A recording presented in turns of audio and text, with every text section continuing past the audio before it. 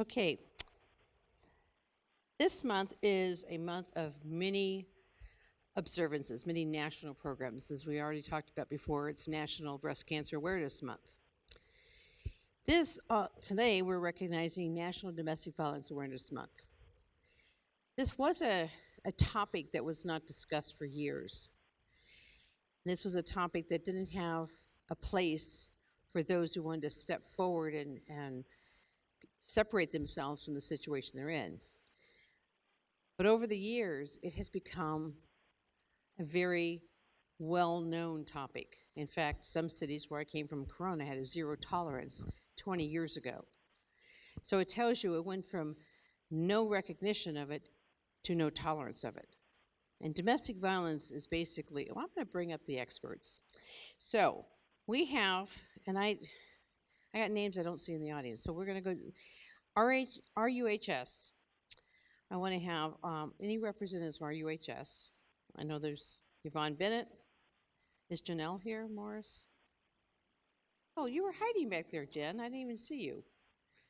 Jen Krushank, Mary Virgin, and then we have Samantha Thornsberry and Adriana Marino, Chief Executive Officer of Safe Family Justice Center, Tara Powell, Deputy District Attorney with the District Attorney's Office, and Samantha's from the Cahuilla Consortium. Okay. Instead of me reading all this information, who wants to take a stab at sharing about what this month is? Thank you.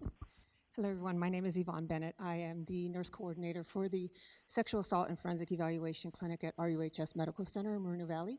And with me today are two of my nurses. This is Taylor Johnson and Katie Pellin. Katie is a recognized expert in strangulation, as well as myself. So we testify in court for people like Tara Powell.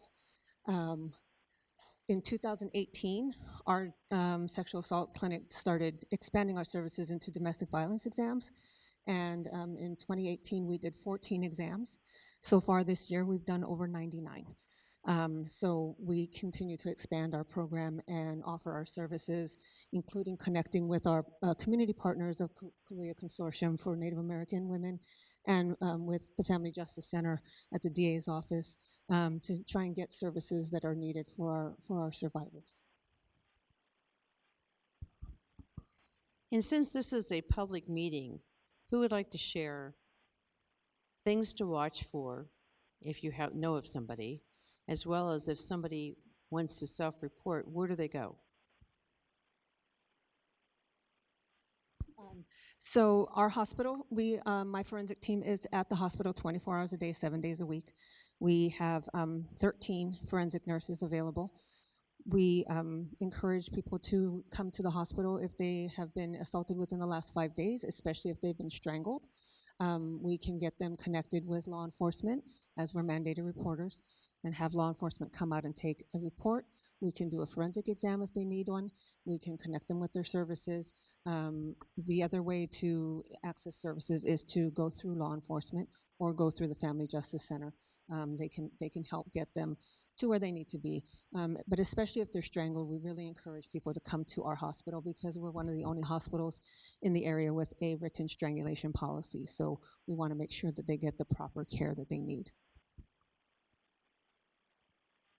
And if you can't get out to RUHS, there are other hospitals that could help you, direct you to the right resources.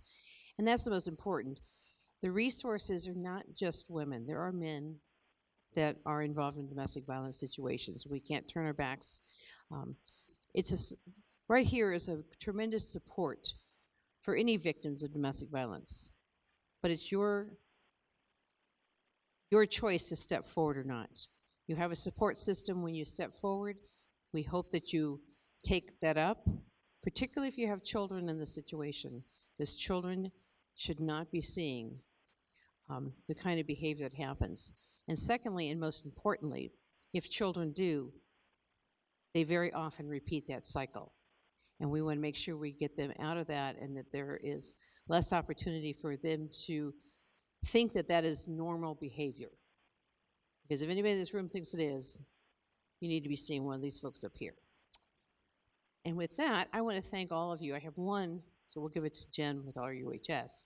But thank you for what you do. I was very involved in alternatives domestic violence. You're done. See what they picked on me. And thank you for everybody wearing purple today. Purple is recognition of Domestic Violence Awareness Month. So, anyway. Thank you. On behalf of the men. Yeah, because a lot of us have been a part of the fight. I was a founding member of SAFE. I served on the Southwest chapter for ADV back in the late 90s. We care about domestic violence. We know that roughly 83% of people who are involved in domestic violence were as children. It's something that the cycle needs to be broken. And so I'm speaking up and wearing purple because I want people to be aware that men care as well, and that we're not just necessarily, possibly in some cases, victims, but we're also a part of the solution. And so I just wanted to add the male voice to that. Thank you, Supervisor Spiegel. Did you want to, that was you.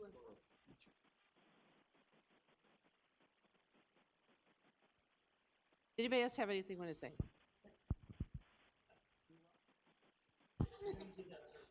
I, I just wanted to acknowledge that I know there's a few of us here that are part of the ecosystem of prevention, of education, of outreach out in the community. But behind all of us, there's another group, another partnership of partners, big ecosystem of individuals in our community throughout Riverside County that are working tirelessly, not just to prevent, but also respond quickly and swiftly through our law enforcement partners, through our DA office, to the health systems as well, the nurses that are incredible. So I want to acknowledge that because I know there's a couple of us here, but there's so much out there in the community in Riverside. And thank you to the supervisors for always supporting, coming out. The question that supervisors have asked is, where do they go? Safe Family Justice Centers has 4 locations in Temecula, Murrieta, Indio, Riverside as well to serve any individual. So just wanted to highlight that because there's many, many more folks that are doing this. So thank you. We definitely come back. We are part of a foundation that continue to fight for the prevention and the awareness of domestic violence. Thank you. Go down here and take a group picture.